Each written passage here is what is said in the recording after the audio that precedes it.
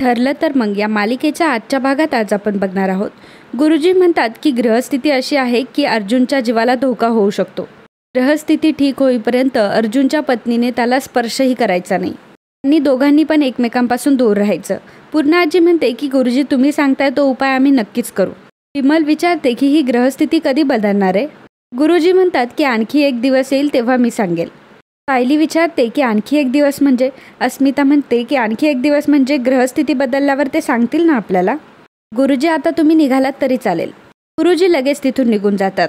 कल्पना म्हणते की नवीन जोडप्याने असं एकमेकांपासून दूर राहायचं मला तरी नाही पटत आहे पूर्णा आई. अस्मिता म्हणते की आता गुरुजींनी जे सांगितले ते करायला हवं हां. आणि बरं झालं तू गुरुजींना बोलून घेतलंस पूर्णाई, नाहीतर अनर्थ झाला असता.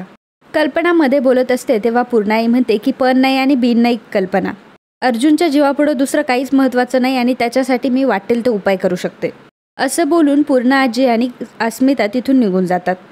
कल्पना सायलीला म्हणते की सायली अगं तू नको टेन्शन घेऊ. हे बघ खरं तर गुरुजींचा अनादर करायचा नसतो पण मी ह्या गुरुजींना ओळखतच नाही. सायली म्हणते की म्हणून आई काही त्यांची विद्या नाकारता येत नाही ना. विमल म्हणते की सायली ताई आता एकाच घरात राहून तुम्ही एकमेकांपासून कसं दूर राहणार. सायली म्हणते की आता आपले उपाय काही पण असू देत पण पूर्णा आईला पटलंय ना, मग आता हा उपाय करून बघायला काय हरकत आहे. कल्पना म्हणते की पण अर्जुन हे कधीच ऐकणार नाही.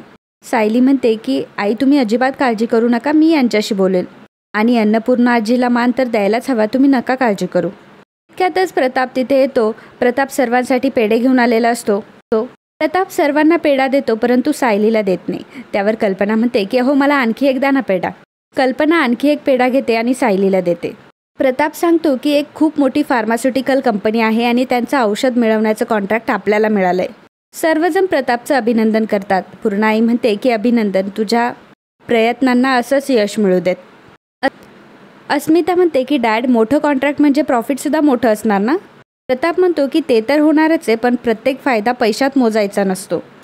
या कॉन्ट्रॅक्टने काय होणार आहे माहिती का, फार्मास्युटिकल इंडस्ट्रीमध्ये आपलं नाव होणार आहे आणि मग मोठे मोठे ब्रँड आपल्या कंपनीवर विश्वास ठेवणार आहेत. अश्विन म्हणतो की डॅड हा तर खूप लाँग टर्म प्रॉफिट आहे, मी तर आणखी एक पेढा घेणार आहे. सायली म्हणते की अश्विन भाऊजी ही एवढी मोठी आनंदाची बातमी आहे, पेढे खाण्याआधी आपण जर देवासमोर ठेवले तर. कल्पना म्हणते की अरे हो माझ्या तर लक्षातच नाही आलं हे. आणि मग सायली लगेच देवासमोर जाऊन पेढे ठेवते. प्रताप म्हणतो की देवासमोर जर पेढे ठेवायचे होते तर कल्पना तू ठेवायचेस ना, तिला कशाला सांगितलं. कल्पना म्हणते की हे बघा तुमचा चांगला दिवस आहे, आता उगाच चिडचिड करत बसू नका. एवढ्यातच अर्जुन बायको बायको असं म्हणून ओरडत येतो. पूर्णाजी म्हणते की आला हा. आणि अर्जुन काय रे तू गेटपासूनच बायको बायको म्हणून काय ओरडत येतोस. नाही म्हणजे लोकांना मग कळेल ना की तुझं बायकोवर किती प्रेम आहे ते. अर्जुन म्हणतो की फॅन्टॅस्टिक आयडिया, उद्यापासून आता मी हेच करेल. पूर्णा आजी म्हणते की किती निर्लज्ज पोरगा आहे हा. अस्मिता म्हणते की किती निर्लज्ज झालायस रे तू. अर्जुन म्हणतो की थँक्यू अस्मिताई, पण माझी बायको कुठे. विमल सांगते की ते बघा देवासमोर पेढे ठेवताय. अर्जुन म्हणतो की वा वा क्या कॉम्बिनेशन आहे, म्हणजे माझ्या हातात बर्फी आणि तुझ्या हातात पेढे. प्रताप म्हणतो की अरे अर्जुन तुझं काय चाललंय, तूच बोलणार आहेस की आमचं पण काही ऐकून घेणार आहेस. ते पेढे मी आणलेत, आपल्याला एक मोठं कॉन्ट्रॅक्ट मिळालंय आणि ते आपण सेलिब्रेट करतोय. आणि मग सायली सर्वांना पेढे देते. सायलीने पेढे वाटल्यावर अर्जुन म्हणतो की आज मी माझ्या बायकोसाठी खास मलाई बर्फी आणली आहे. अस्मिता म्हणते की बघतीयस ना पूर्णाजी, म्हणजे आवड तुझी आणि आणली जाते ती बायकोसाठी. अश्विन विचारतो की दादा तुझं खरंच लक्षात राहिलं नाही का की मलाई बर्फी पूर्णाजीची सुद्धा फेवरेट आहे. अर्जुन म्हणतो की सो सॉरी, मी खरंच विसरलो. पूर्णाजी सो सॉरी, पण नेक्स्ट टाईम मी तुला ही बर्फी तुझ्यासाठी पण आणेल. पूर्णाजी म्हणते की काहीच गरज नाही. पूर्णाजी भाऊक होते आणि म्हणते की इतकी वर्ष झाली माझी आवड निवड तू कधीच विसरला नव्हतास.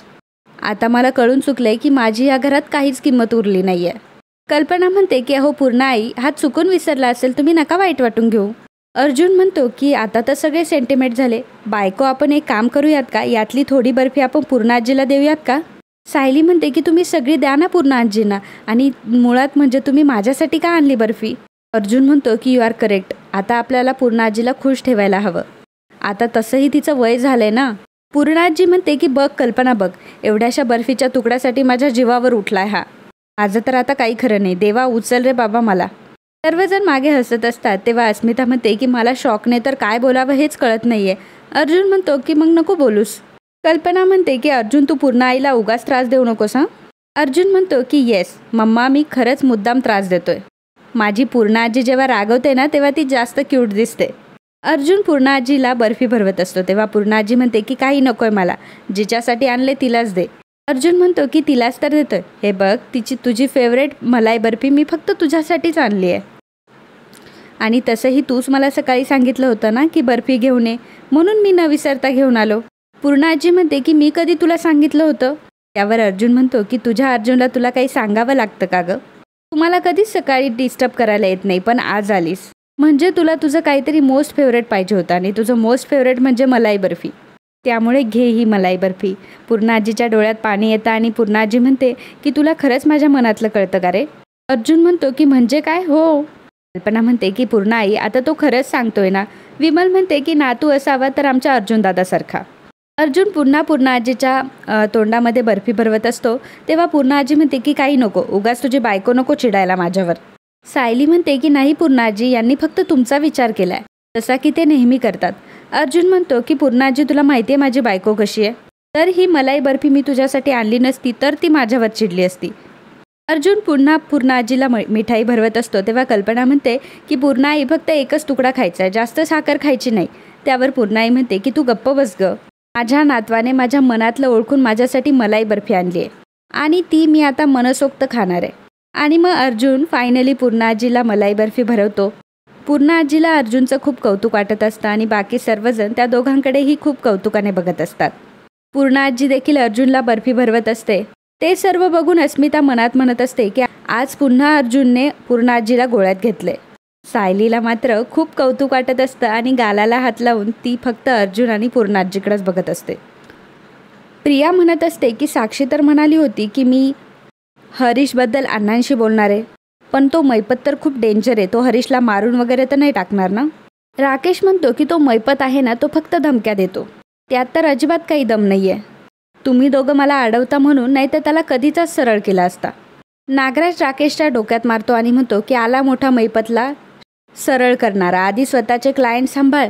नागराज म्हणतो की प्रिया हे बघ, हरीश प्रकरणामध्ये साक्षीला आणि मैपतला जे काही करायचं असेल ते करू देत, आपण त्यामध्ये लक्ष घालण्याची काही गरज नाही आहे. मुळात आपल्याला त्यांची जेवढी गरज आहे तेवढीच त्यांनाही आपली आहे, त्यामुळे त्यांनी काहीही केलं तरी आपल्याला अजिबात फरक पडत नाही, आपलं अजिबात काही नुकसान होणार नाही. तेवढ्यातच प्रियाला साक्षीचा फोन येतो. साक्षी म्हणते की प्रिया अजिबात टेन्शन घेऊ नको, त्या हरीश शिंदेला अण्णाच्या माणसांनी उचललंय आणि रिवांडोमध्ये असलेल्या त्याच्या भाच्याला सुद्धा शहराच्या बाहेर घेऊन गेलेत त्यांना. आता त्या अर्जुनला शोधत बसू देत, ते काही सापडणार नाही त्यांना. प्रिया म्हणते की ग्रेट, थँक्यू असं बोलून ती फोन ठेवते आणि म्हणते की चांगली बातमी आहे हरीश शिंदेला. असं म्हणताच तेवढ्यातच रविराज येतो आणि म्हणतो की काय झालं हरीश शिंदेला?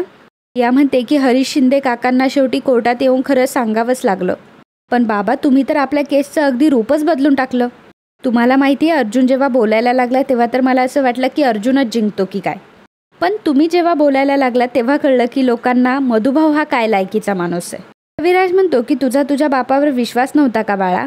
प्रिया म्हणते की नाही बाबा तसं नाही, पण मला जरा भीती वाटत होती. नागराज म्हणतो की दादा तन्वीचा तुझ्यावर विश्वास नाही असं कधी होणार आहे का? काल रात्रीपासून फक्त तू किती कमाल केस लढवली आहे हेच सांगते. रविराज प्रियाला म्हणतो की तुझ्यासाठी मी सगळ्या जगाशी लढू शकतो.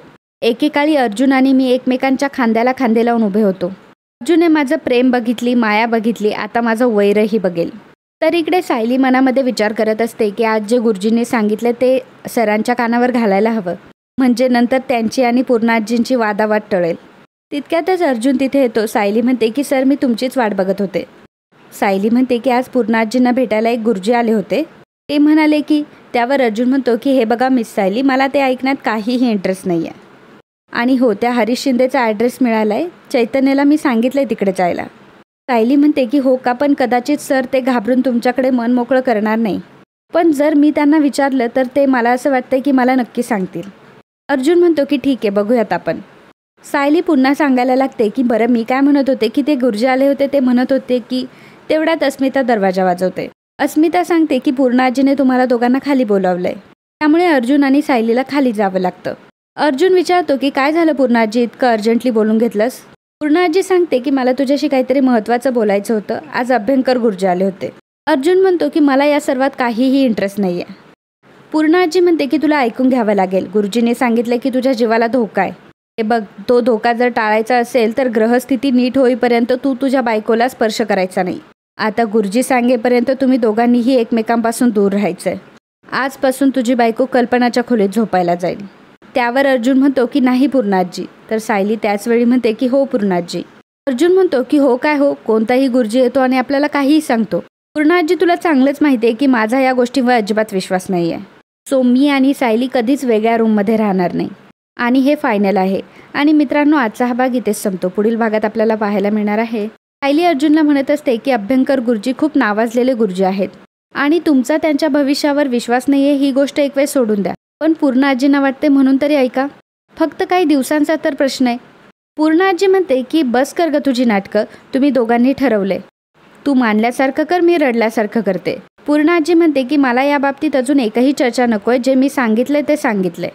तर मित्रांनो, असेच ठरलं तर मग या मालिकेचे अपकमिंग एपिसोड बघण्यासाठी आत्ताच आपल्या चॅनलला सबस्क्राईब करा.